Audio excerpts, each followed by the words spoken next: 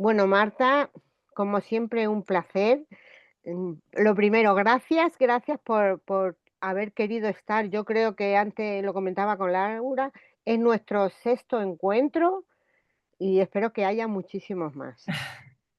Muchas Tú gracias. sabes que yo, y te lo digo, yo creo que te lo digo en todos los encuentros, es que te adoro, Marta, es que no puedo.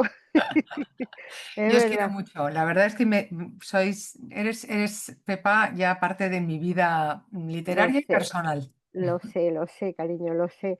Bueno, para mí esta novela es un poco especial, y ya te lo he puesto esta mañana porque he querido hacer un post sin contar nada, Sí. pero diciéndolo todo. O sea que yo para mí, mira que he leído mucho y seguiré leyendo, pero es que esta me ha llenado mucho por dentro. Es de las que dices: "Jolines, ¿cómo ha podido escribir Marta esta historia? ¿Cómo no ha podido sufrir escribiéndola?", que yo sé que sí. Y cómo es que son muchas cosas, muchas emociones, ¿no? Bueno, yo te enseño, y porque no he querido, a ver, no he querido poner más, son frases, son, no sé, párrafos que yo digo: "Madre mía". Entonces, bueno, yo al principio te iba a decir, no sé si hacerte la ola, darte un achuchón de esos que bueno, virtual, digo, o no sé, es tremendo. Esta novela para mí, ya te digo, para mí es la número uno de este año, por lo que me ha llenado, por lo que me ha transmitido y por lo que me he emocionado, claro. Entonces, bueno, para empezar un poquito, pues cuéntanos, porque nosotros alguna hemos estado en la presentación y hemos escuchado cosas, pero Ujú. cuéntanos cómo surgió esta novela. Bueno, esta novela, Bueno, y gracias por otra vez con Roures, porque sabes que le adoramos. Raúl, es un poco vuestro, yo lo Sí, sé. no, yo no, un Y, poco, no mucho. pero me hace mucha ilusión esto que me dices. Yo creo que esta novela es una novela especial, está Sí, llena de sentimiento, de dolor, pero también tiene luz y también tiene esperanza y mm, capacidad para la reconstrucción.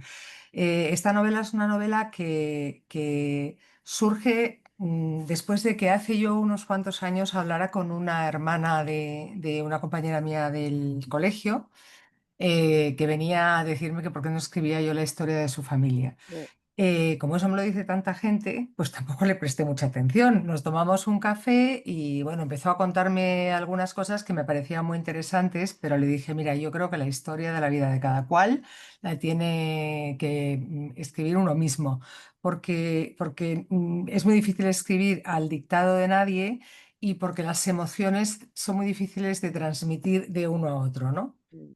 Y entonces, nada, le dije, seguro que algún día la escribes tú y tal. Pasaron los años y no volví a saber nada de ella.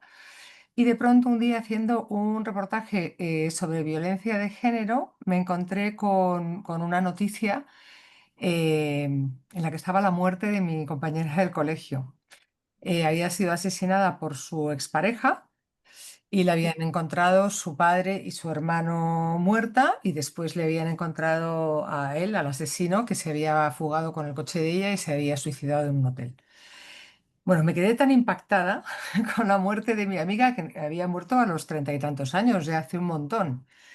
Pero yo no tenía ni la más remota idea, ni su hermana me había dicho nada. Me quedé tan impactada que recordé dos detalles que me había contado la hermana de Sonia. Uno de ellos, que siendo muy joven, siendo una adolescente, había tenido un bebé y se lo habían arrebatado. Y la siguiente, que su madre había tenido una relación clandestina. Y con esos dos datos empecé a pergeñar esta historia y empecé a relacionarla con Roures, con Carlota y con ese desliz que había tenido la jueza y amante del detective con otra mujer, con Noah. Así Sí, empezó. porque en un principio, Carlota, la jueza, la vida en un principio tú no pensaste en la vida que nos cuentas en esta novela. Pues fíjate que de alguna manera algo pensé, Sí, porque ¿no? en La mala suerte salen sí, algunas cosas que le cuenta la jueza Carlota Guado a su amante, que es el detective. La primera vez que ellos tienen un encuentro sexual, después empiezan a hablar del qué caso. gana teníamos. Se encuentran el caso que estaban tratando y poco después ella le empieza a contar cosas de su vida, pero se las cuenta un poco falseadas. Y por eso Mm, ahora, cuando le pregunta, pero aquello que me dijiste, aquello que te dije exactamente no era así, era sa, ta, y se empieza en fin, a hacer que crezca la bola de la historia, que es una historia muy gorda. ya, gorda, gordísima. Además real, porque en realidad hay muy poco de ficticio. No te creas, ¿eh? No te creas. Toda la historia, todo el argumento que yo desarrollo es absolutamente ficticio. Lo que pasa es que tú bien sabes, Pepa, Sí, que las novelas tienen que estar apuntaladas por una ya, realidad sólida que nos haga pensar que todo es de verdad. O sea, no tienen que ser reales, pero tienen que ser absolutamente verosímiles. Y yo creo que esta novela es muy verosímil por varias razones. Una, porque los personajes son muy de carne y hueso. Ayer comentaba que hay gente que me dice, ¿por qué esa persona? Y le digo, no es una persona, es un personaje. es un personaje. Pero parecen personas porque yo Sí, creo que las he contado por dentro y por fuera. Y entonces eso hace que la relación que tienen los lectores con ellos sea muy, muy estrecha y al final les parezca que los tienen al lado, ¿no? Eso por una parte. Y luego porque cuento parte de la historia de España, evidentemente, porque describo sitios que son reales, porque mm, pasean por calles que conocemos y eso le da una solidez y una verosimilitud que a mí me resulta muy interesante, sobre todo en las novelas negras. bueno, yo seguiría, pero somos muchos. O sea que, vamos a ver, Bea, yo creo que, con nosotros es la primera vez, y con Sí, la Marta, primera vez ¿no? con Marta, sí, sí, sí, Sí, sí. Hola, Bea, Encantada, Marta. igualmente. No sé por dónde empezar, porque a mí es que el libro me ha dejado con el corazón encogido, o sea, sí, como todos. durísimo, durísimo. Y pensaba, cuando lo estaba leyendo, estaba pensando en ti. Digo, si es que debe estar llorando, porque aparte de la dureza de lo que cuentas, has metido muchísima cosa, porque también nos metes el tema, no solo historia de España, metes la salvajada de la dictadura argentina, las madres de la Plaza de Mayo, la Mm. barbaridad de El Salvador. O sea, has querido meter en toda en la novela todo. Es No, decir, he querido explicar de algún modo que igual que las violaciones son un arma de guerra, cuando los regímenes totalitarios llegan al poder a través de la violencia, su arma de paz es el robo de bebés. Y es sí, algo que sucede en España, pero sucede habitualmente en todos los sitios. Entonces, por eso pongo la historia de Argentina o la del Salvador, como podría haber puesto otras muchas. Si como te otras muchas. acuerdas, en un momento determinado el propio Roures dice, se tendría que hacer un programa que se titulara Bebés robados por el mundo, porque realmente Mm. después de todas las guerras, esa es un arma tan poderosa.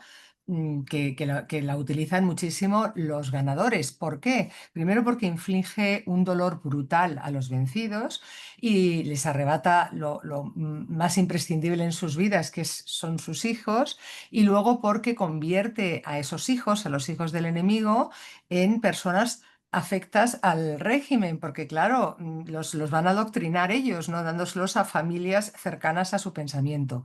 Y claro, es un arma aterradora, aterradora, pero que no solo se ha producido en España, se ha producido en el mundo entero, ¿no? Y Sí, yo quería que eso quedara muy claro dentro de la novela, igual que cuando hablo, por ejemplo, de cómo empieza a producirse el robo de bebés en España y hablo de Vallejo Nájera y hablo del gen rojo y hablo del poder de la Iglesia sobre todo lo que era el aparato sanitario, ¿no? La Iglesia tenía poder sobre la sanidad y sobre la educación.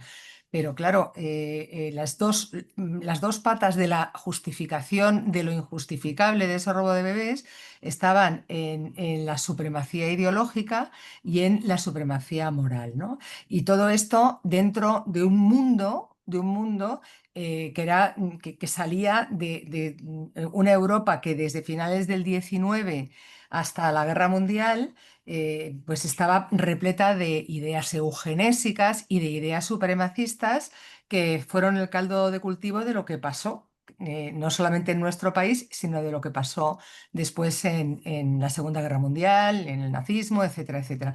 Entonces, claro, cuando empiezo a explicar todo eso, yo quiero explicar que evidentemente Vallejo Nájera era un monstruo, o sea, lo que hizo fue verdaderamente monstruoso, pero que lo hacía casi en connivencia con el pensamiento de ese momento, ¿no?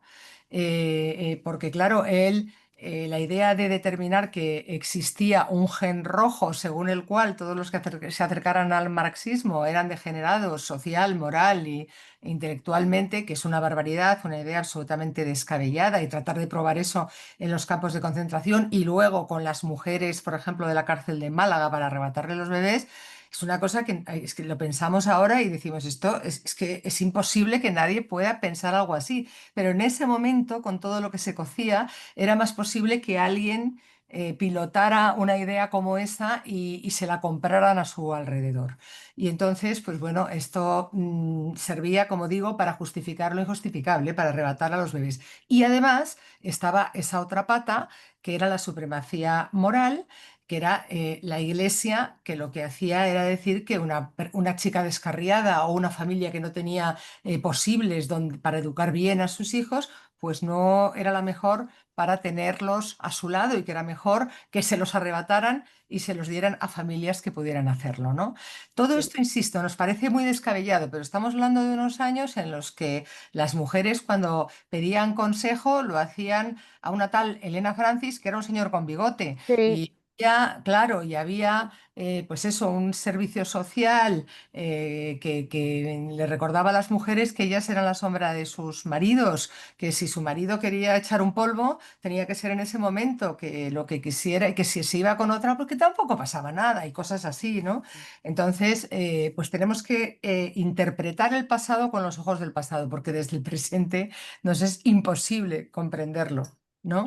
Imposible comprenderlo. De todas maneras, igual que el mesmerismo en la época de Dickens, el robo de niños en eso, en la dictadura argentina, en la época de Franco y tal, pero luego, a lo mejor dentro de unos años o ahora mismo, hay cosas aberrantes igualmente que aún no sabemos o que sabremos.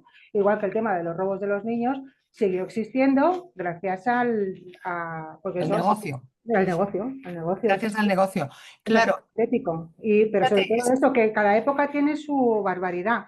Y es que cada es lo época tiene triste su que barbaridad, y a mí, por ejemplo, me aterroriza mucho más pensar, o sea, digo, lo que pasó en la dictadura me parece tremendo, pero me parece más terrible que luego siguiera sucediendo en los años de la democracia, simplemente porque los políticos estaban a otra cosa y no habían ordenado, pues, fíjate lo que tardaron en ordenar el código penal, pero no habían ordenado la ley de adopciones, y de esa manera se lo dejaban muy fácil a los malos, ¿no?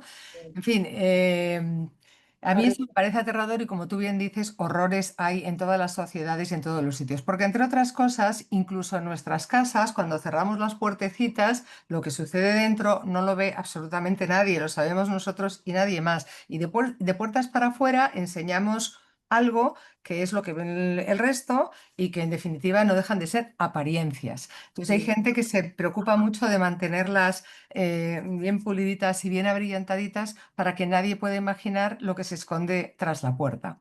Sí, eso creo que lo has reflejado muy bien, porque la situación de Magdalena y Enrique, o sea, es una barbaridad, pero es que había muchísimas así. Bueno, había muchísimas y hay muchísimas. Sí, Eso sí que lo tenemos que que pasa es que no decir. sé con Enrique, Bueno, eso ya te tenemos que hablar preguntarán, un poco. ya te Estamos preguntarán grabando. más, ¿Estamos no, ya te grabando o no preguntarán estamos más sí, grabando? sí, estamos cuando dejemos grabando. de Pues entonces grabar. todavía no podemos hablar Ya te tanto digo que de... la situación de ese matrimonio es demasiado extrema por el tema de Enrique, pero vamos, de puertas para adentro hay muchas situaciones terribles. No tan, a lo Terribles, mejor tan terribles. bestias, pero Ahora cuando dejemos de grabar, nos meteremos en más harina. estoy deseando que luego cuando dejemos de grabar hablemos un poquito más del tema de Enrique, que tela, Ahora, cuando la dejemos de tela. grabar. Que Bueno, sí. Marta, voy a dejar que hablen las demás, pero oye, que muchísimas gracias.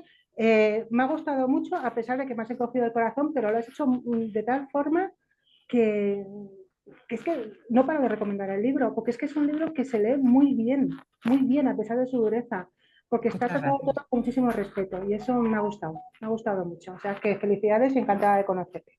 Muchísimas gracias. Gracias. Tere, Hola Marta, Hola, ¿qué tal? hola, ¿Cómo ¿qué tal? estás? Muy bien, encantada de volver a verte y de estar aquí Igualmente. contigo. Bueno, me sumo a lo que ha dicho Bea. Yo creo que hemos estado todas con el corazón encogido ahí, sufriendo un montón con todo lo que nos cuentas. Yo no quiero hacer mucho spoiler, eh, pero hay ninguno. una cosa verás, hace poco yo sigo mucho a Cristina Morato Sí, y habló de Charles Dickens sí. Y y dijo de que era los un hace, maltratador. hace muy poquito, hace 4 o 5 días, y de los malos tratos que le infligió a su segunda mujer.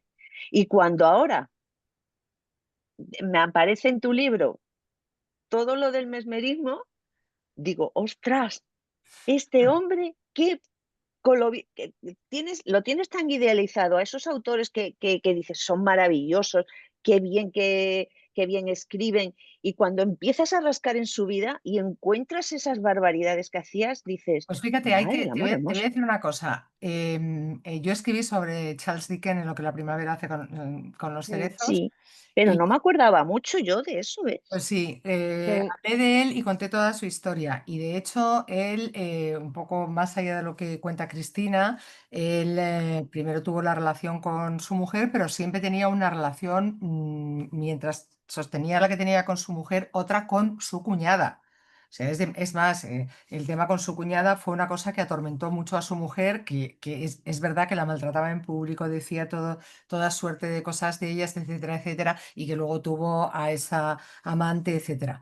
Pero que te quiero decir que lo de Dickens yo ya lo sabía, pero a estas alturas de mi vida y después de haber escrito lo que la primavera hace con los cerezos, te diré que yo no separo muy bien la obra de las personas, porque No, sí, es sí. como si pedirle, es como pedirle a un tenista que sea buen cocinero. Pues no, pues no por ser un campeón de tenis vas a ser un buen cocinero. Pues a lo mejor eres un grandísimo tenista y eres o no una buena persona, y eres un grandísimo escritor y eres o no una buena persona. Y fíjate Neruda cómo trataba a su hija Malva Marina, y fíjate la cantidad de ejemplos que podríamos Sí, poner. sí, sí, porque yo me acuerdo de cuando hablabas de Picasso también, Y cuando Picasso.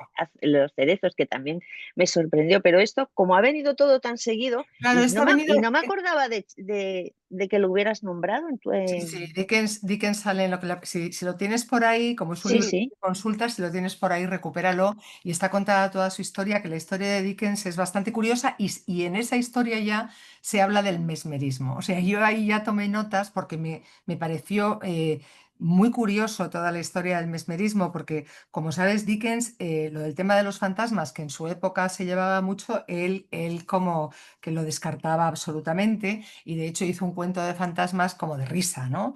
Él rechazaba y casi se reía de la gente que hacía ouijas y que se quería encontrar con los mm, muertos y todo, que en esa época era muy habitual. Pero él, curiosamente, se hizo seguidor de Mesmer, que era una absoluta pseudociencia. Después hizo lo del hipnotismo y claro, eso le llevó a practicar esas terapias contra los nervios, contra la histeria, pues de diferentes maneras, incluida la del hipnotismo y la de los masajes pélvicos, que claro, cuando eso lo hizo con la mujer del banquero, pues ya ves. se lió parda, claro. Claro, porque es que además es que no tienes solo bueno, ya estamos acostumbradas, ¿no? Que en tus novelas no solo hay una trama, hay muchas tramas y mucha denuncia. Claro, verás, Y es que primero, a mí no me parecería muy creíble que un detective, una agencia de detectives solamente se dedicara a un caso, y mucho menos si es un caso que encima le encarga su propia mujer, ¿no? La mujer a la que ama. Entonces, en este caso tenía el caso que le encarga la jueza Carlota Aguado, y tenía que haber otro caso en el que estuviera trabajando la agencia. Y de hecho, el Manos en un momento determinado mientras está organizando cosas para el otro caso, para el caso de las niñas abusadas por el profesor de la universidad, dice que se ha ido a cubrir una serie de guardias de cuernos, ¿no? Porque en una agencia de un detective tiene que haber varios casos porque si no, no resultaría muy creíble. A ver cómo iban a comer. Con lo Sí, la poco. verdad que sí. Hermanos es total, ¿eh? A mí Hermanos es un personaje que me gustaría que en la próxima entrega que hicieras de Roure, porque me imagino que habrá otra, y la Por estamos favor. deseando, aparezca ahí Hermanos, dale que te pego, cocinando y haciendo de todo. Antes te enseñaba Pepa los posis, yo no sé si los puedes ver aquí, porque hay A ver, posis por todos los lados, ¿eh? pues No sé súbelo un si, poquito, súbelo un poquito. no Sí, sé si se ven bien, se ven, se ven. que de verdad que siempre es una gozada y un placer leerte y aunque nos hace sufrir mucho y hay una frase que a mí me gusta, que bueno, no que me guste, que te hace, está muy relacionada con lo que antes dijiste de los niños robados y la otra manera de matar que dices, la violación es un gran arma de guerra, otra manera de matar para siempre, de matar en vida. Qué verdad, porque Así es. siempre somos las mujeres las que acabamos saliendo perdiendo. Bueno, es que en los conflictos siempre las que salimos peor paradas somos las mujeres. Ujú. Por eso hay que tener mucho cuidado. Yo siempre cuando hay caldos de supremacismo y de pronto hay señores que nos quieren enseñar el camino, cosa que es que me detesto y me aterra, siempre pienso que tenemos que estar todas juntas, unidas y muy alerta porque cualquier tipo de chispa de conflicto que haya implica que a nosotras se nos recorten los derechos. Entonces, eso de que te quieran decir, no, es que las voy a ayudar mucho y las voy a enseñar lo Mm. que tienen que hacer y lo que está bien, lo que está mal, lo que van a sufrir si quieren abortar, lo que van a hacer si quieren no sé cuántos. No, mire usted, a mí no me enseñe usted nada, que ya lo voy a pensar yo solita y yo me equivocaré sola. No me enseñe usted el camino. Usted preocúpese del suyo, que yo me preocupo del mío. Te doy toda la razón. Muchísimas gracias, Marta. Gracias a ti. Ya dejo a las demás porque es que yo seguiría. Muchísimas gracias, de verdad.